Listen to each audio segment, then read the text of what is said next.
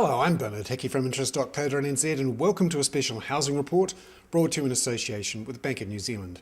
Today we look at figures from Quotable Value on house values across New Zealand and by region. There's two main measures of house prices and values in New Zealand.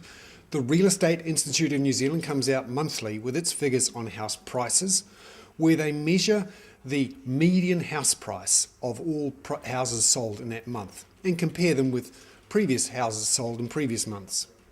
The trouble with that measure is that it doesn't necessarily take into account moves in like-for-like houses, whereas Quotable Value looks at the house sales in a certain region and compares how those houses sold now versus how similar houses, same size, same suburb, sold a year or so ago. And Quotable Value says that house values have stabilised somewhat in December and January, after a bit of drop-off through late 2010. Now let's look at the long-term picture for house values. And you can see here from this chart, we obviously saw a boom in house prices from 2004 to around about late 2007.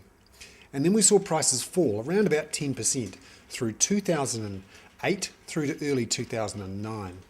Then we saw interest rates drop from 10% down to under 6%. And we saw people come back into the market, obviously after those prices had fallen around about 10%.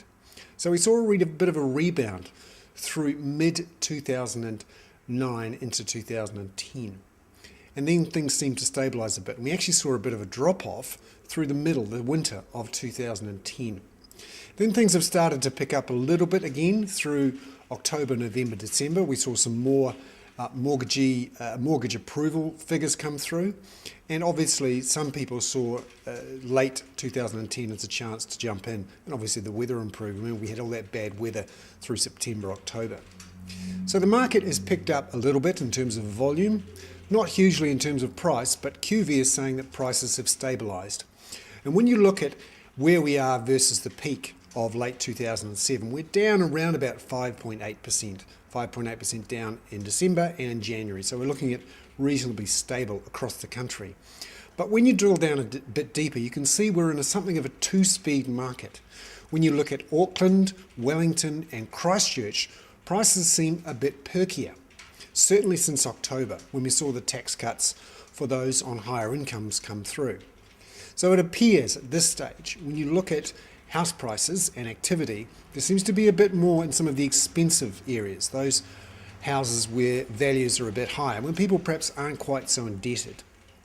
And those areas are Auckland, Central Auckland, Wellington and Christchurch. They're certainly doing better than the likes of Hamilton, Tauranga and Dunedin. When you look at some parts of Hamilton, particularly the northwest, where there's been a lot of new building that's gone on, down 5.2% from a year ago. And southern Dunedin, prices down 5.7%. So overall, the QV stats are showing that prices have pretty much stabilised through December and January.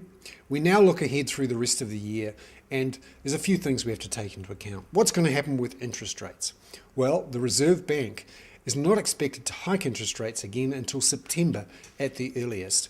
And when they do hike them, most people think they're not going to rise much more than maybe 1%, 2% over the next couple of years. We also should watch with migration, which has been bobbling around a bit in the last couple of years. That's one to watch.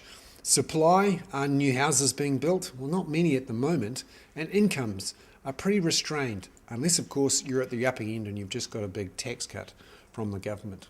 So there we have it.